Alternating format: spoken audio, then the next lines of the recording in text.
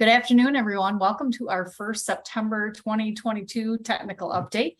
I'm Jen Parker, and today we're pretty excited to have Cheryl Twitchell with us today from CEPI, and I also have Dr. Rhonda Provost, and we have about 30 minutes together. If you want to join us on the slide deck, you are welcome to do that. One of the things that we would ask you to do is to add yourself as an attendant by putting your email in the chat box. We are going to be using that to kind of update some of our Train the Trainer and our listservs. So if you wouldn't mind putting your email in the chat box, that would be really helpful. So we are a group of folks that are trying to move forward the professional development conversation in the state. If you want to reach back to us after today's broadcast, you are welcome to do that. But in the interest of time, we've only got about 30 minutes, and today is the first technical update in a series. You are going to get some updates on what professional development resources are coming your way, and I'm going to turn it over then to Cheryl, who's going to talk about what CEPI's been working on. There are other updates that are coming up. You can see we've got one in November, January, February, and May, and you're welcome to join us as a drop-in basis, or if you have questions, comments, or concerns, please feel free to put those in there. Today, we're going to talk a little bit about some of the updates that have been coming in through CEPI. So I know Cheryl's been getting some questions from the help desk. She's prepared to answer some of the Q&A at the end of today's broadcast. We'll share with you a few of the known issues that we've been having or that we've been reporting to Cheryl and her team, and she'll open it up at the end for questions. So I'm going to give you a couple of hot items from those of us in the professional development world. We have continued to remind folks that are technical administrators or who are folks that are administering accounts in their ISD or at their district level that you can't get a login through MISchoolData. It is a MyLogin third-party account. And this being the start of the school year, we've been getting lots and lots of emails from folks maybe who didn't log in for a while. Their account is, they can't remember their passwords. That's not something we can do at MISchoolData to fix for you. You're going to need to go to the MyLogin for a third party and update that. We also have created a new sheet that helps you to kind of understand when you're dealing with folks out there that want an account. This talks about the difference between public, secure, and then accountability rights. When you create users in the system, obviously we create secure users so they can access data at the student level, but the accountability users are a whole different level, and there are different rights and responsibilities with accountability. So we've created this handout to help you in your conversations with the local districts to help you understand what those different roles do. We also wanted to let you know that there are at many ISDs, you've got new contacts. If you're joining us from a local district, you may have a new contact. If you are one of our ISD folks, welcome to the family, or welcome back to the family. Dr. Rhonda Provost is the one that keeps this updated on the website. And we would ask that you would double check on the PD toolkit to make sure that your contact information is there if it should be. The other thing I'll mention for you, if you're a technical administrator, is that we've got new forms this year. So if you're administering accounts, we've got a brand new form, and it really kind of gets rid of a bunch of the horrible paper sorting that was going on there for a while. So when you come into this slide deck, we have these forms available for you, and they're also going to be posted in the administrator part of the portal. But you'll see that it's got the FERPA form, it's got the access for administration, access to data, and then accountability. When you do update any of your ISD contacts, this is kind of a little bit of out of order, isn't it, Rhonda? We should have talked about this earlier, but do you want to talk a little bit about when they change roles at the ISD? Sure. So this process has been in place for quite a while. Kathy Miller, who is also one of our ISD partners, sits on the GELN group monthly, and they meet the second Thursday of each month, pretty consecutive throughout the school year. And they have been our point of contact in keeping this directory current and updated. So basically what happens is at the GELN level, they have Google, it's basically the Google form, and all of the 56 ISDs are represented by curriculum, accountability, technical, and train the trainer contact.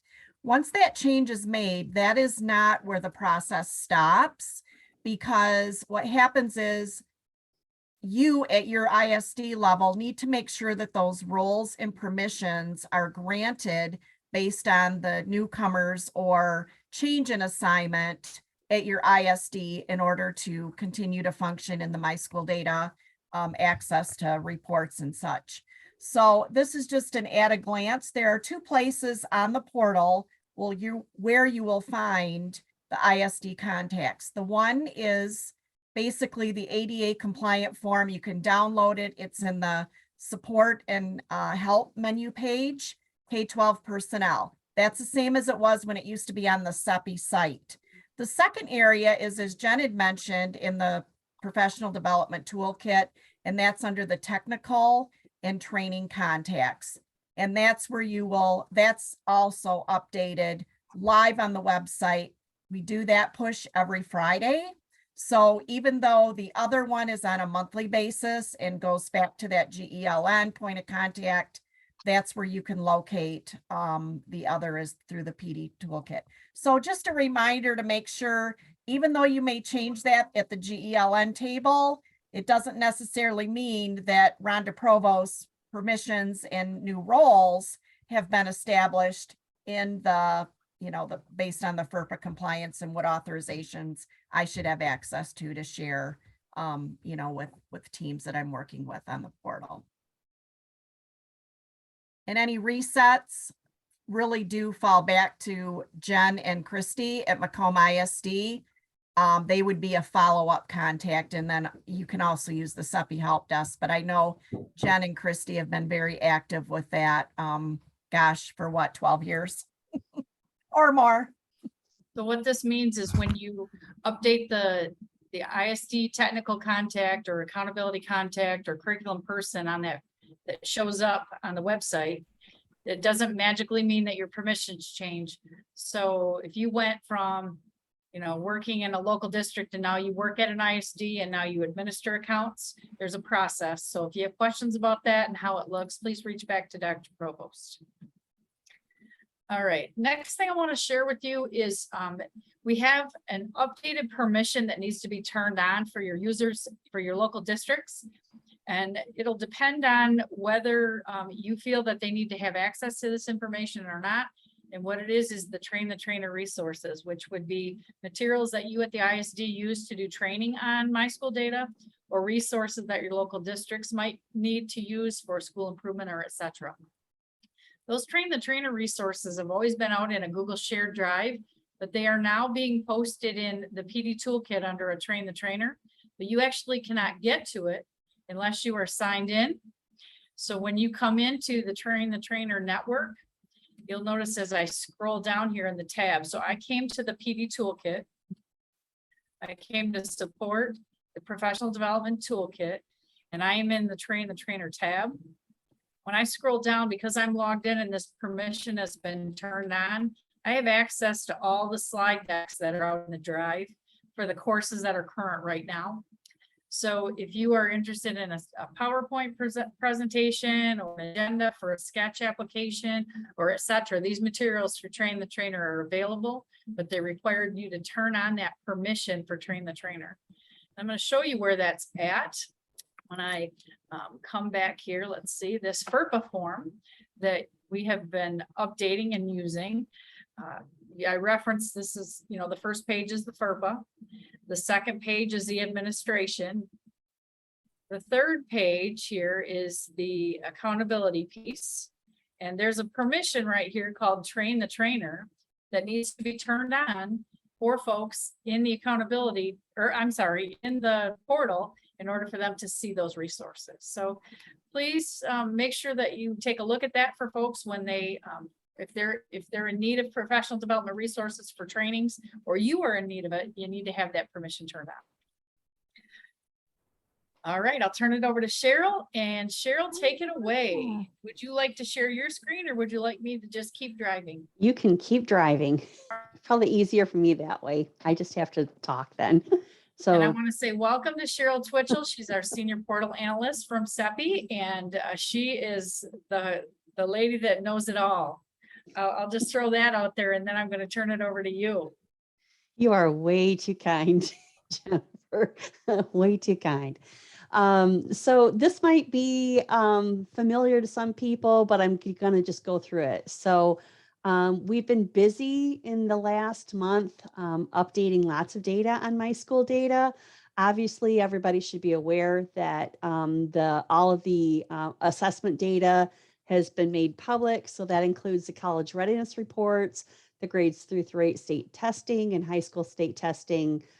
We've also updated several metrics on the parent dashboard, the performance data, peer data that gets updated once a year. And that has been updated along with student attendance and suspension and expulsion data. There's more coming, and we'll get to that in a couple of slides. There was also a recent update to our report catalog. And I believe the next slide, I think the next slide actually takes, no, it doesn't, but there's another slide. So I'll go into that in a little bit more detail, but that's been updated with a little bit of a new look and a little bit more information that we're including about each individual report. We've been talking quite a bit about the special ed dashboard over the last several months. It's out and available in preview. And we've had lots of questions from people. They can't find it, they can't see it, and they're looking for it. They've got a secure account, but they can't see it. And that's because the report's behind preview. And as we all know, as administrators, for people to see preview data, they've got to have that view preview data permission checked. So if a user can't see it, if they come to CEPI, we're directing them back to the technical contacts to make sure they've got the proper permissions in order to see the report. And then, I think this is one of your slides, Jen, so you can talk to this. So along the lines of the special ed dashboard, because it's the beginning of the school year and many of us are out there in front of our special ed administrators, letting them know that this new dashboard is out there and helping them with their updated user permissions guides. We've got a quick start guide that's out there freely available. You can use this for a training to kind of get folks started using the special ed dashboard, or it'll walk you through the steps of the different elements of each report and aspect of that dashboard. So that is out there. It's one of our new PD resources, and it kind of went along with what Cheryl was sharing today. All right, and speaking of the report catalog, we put a nice fancy new front page on it with graphics to make it look pretty. But in addition to that, in case anybody is not aware what this actually is, it details all of the reports that are available in MISchoolData, and it'll give the title of each report as well as a description of each report. And then it will tell you when the data are updated each year and what kind of elements are in the report. And it even goes back to how many years of data are in the report and whether or not it's a public or a secure report. So we just did a recent update on it just a few weeks ago and published it. So that resource is available and out there to anybody that wants to use it or, can refer people to it. And that is under the support resources right here under, yep. When you click on support and you go to report catalog, that yep. will launch that catalog. That's a pretty sweet resource. Yeah, I was going to say it's actually a really cool thing to have. It's been needed, and because even we have questions sometimes. What does this report do? And so it's even a nice guide for us to refer to every now and then. And then getting back to more data coming soon. There's lots of stuff that's coming that we're working on, continuity of service in special ed data, the service comparisons and pathways data, educator effectiveness, the student attendance, mobility, and then with that comes parent dashboard, student transfers, and then we've got teacher years of experience that are coming as well. And then we're still working on some new development for the parent dashboard school services and offerings. And just go to the next slide, Jennifer, and we'll kind of talk about that. I think everybody is aware of what the school services and offerings is. It's basically a public display of the information that the districts report in the EEM and the Points of Pride collection. And so we're just giving it a little bit of a facelift in that we're trying to make it a little bit more universal and user-friendly, basically. So the all of the different programs and services have been lumped into 5 different areas or categories. You've got your academic and career services, extracurricular activities, electives, and so on and so on. And then instead of saying data not available or it is available, what we wanted to do was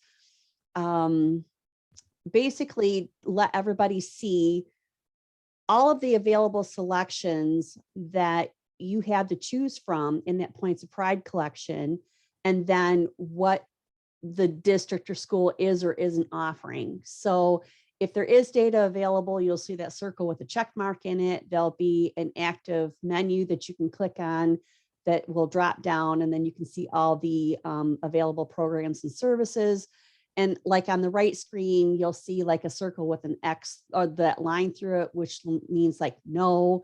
And then if it's an active or something that you've checked, it'll be like an X next to it. So it'll be either you'll either see that yes, you have it, or no, you don't. And it's just really just that kind of facelift, but trying to make it a little bit more universal. So that's what we've got with that. And then just so that you guys know, for each, we update the school services and offerings 3 times a school year. And these are the dates that you guys have to go ahead and get data submitted in the EEM for any of those updates to show up in the parent dashboard and the school services and offerings. And then updates on known issues. Or did you want to say something, Jen, on this? Oh, here we go. You're good. Sorry, slipping the finger. You're driving a little bit too fast for me here. Okay, so accountability roles. Rich, I see you there, and I understand and I feel your pain. So I'm going to just be totally transparent. The issue with the accountability roles and the locations menu not working sporadically has become a much bigger issue. It's literally happening overnight, and they're breaking every night. And we're aware of the situation. We've got some plans in place to try to fix it, but in the meantime, I myself am personally going in and checking the system every morning just to verify that it's broken. And then we've got a process that we can go through on our legacy site to clear the cache. And that seems to resolve the issue, but it can take up to 2 hours for that to totally reset. So it might be 9:30, 10 o'clock before people are logging in with those accountability roles and can actually use the menus and render a report. As you know, if you're a public user, if you're not logged in, they work perfectly fine. And any other role that's out there that's just a district user or an ISD user or a school user or superintendent or principal, those work just fine. For some reason, it's just those accountability roles. But we're trying to set up an automated process so that clearing of the cache runs overnight. It's going to take a while to work with our vendor and or our DTMB partners to get that set up. But in the meantime, we're just going to go in and manually do it and make sure it gets reset every morning, so that it doesn't hold you guys up too long. So that's what's going on with those accountability roles. And if for some reason they break midday or something and we're not aware of it, because I'm not going in and checking every couple of hours. I just check first thing in the morning. But if they break, absolutely send us an email. We can reset the cache again and get it going. I think that's right now our only option that we have. And we're doing the best we can to stay on top of that. So And we Cheryl, apologize. where do you want those going into? Send Those the emails? emails, send them to the SEPI customer support. Okay, can we put that in the chat box? Sure. So It's that- SEPI@michigan.gov. Otherwise, we'll give them your cell number. Yeah, well, no, we don't want that. Frank likes that idea. Rich does too. I mean, I'm happy to help, but Right. if everybody keeps calling me, then I can't get my work done. Well, we just want to say thanks to the folks that have been, continually reporting it and trying to troubleshoot it and gotten it to this point. And I know Christy Martin is also on the call. She's one of our teammates too. She's been behind the scenes working really tirelessly to try and support that and get it resolved. So the next item that we were hearing about was assessment data, or questions about assessment data and why they can't see assessment data. Cheryl, why is that? Well, it probably depends. Well, it may depend on what assessment data they're trying to find. I mean, if it's the student level data, then it's permissions related. They need that view student performance data permission in order to see that. Or they need a secure login to see unsuppressed data one way or the other. But it all, as we know, boils down to the permissions a user has in order to see the data and what level of data they can see. Okay, I'm going to pause my sharing here for a second. We've got a couple of minutes for questions for Cheryl before I turn it over to Dr. Provost to finish us up. Did anybody come in with some particular questions that you have in mind? You can put them in the chat along with, and for sure your email if you want some follow-up, but does anybody have any questions for Cheryl?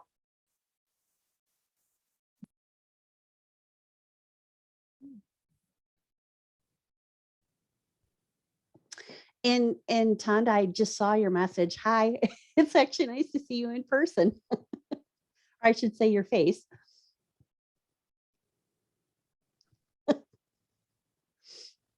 It's been a long time since we've spoken. Any other any questions? Anything?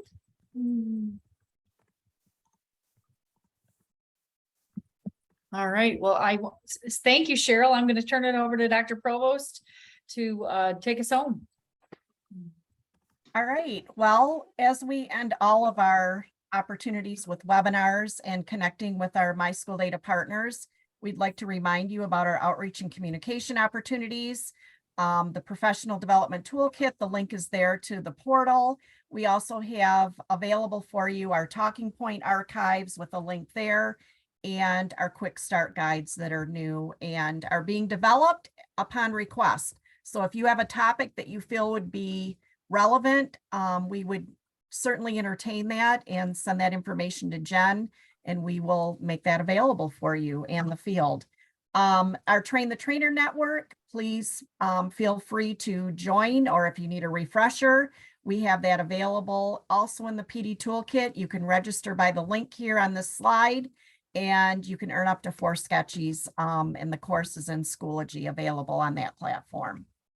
We also have archived over 20 courses that are available through the MISchoolData YouTube channel on behalf of Macomb ISD.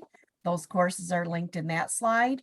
And then our EduPaths, we have up to 4 lessons there that you can also earn 1 sketch each for each of those. So log into, make sure you have an account with EduPaths, and you can access those courses at that time.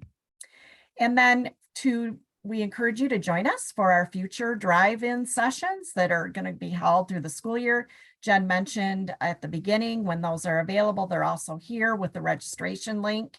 And we hope that these are useful for you as we progress through the school year, and know that Cheryl has been committed to be our partner with us. We're very excited to be sharing this opportunity with all of you at this time.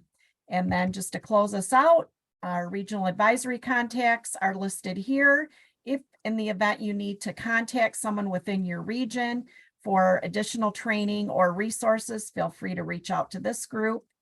And then our template questionnaire slide includes all of the follow-up that you might need in the event you have an issue or need to contact us for any other needs that you may have.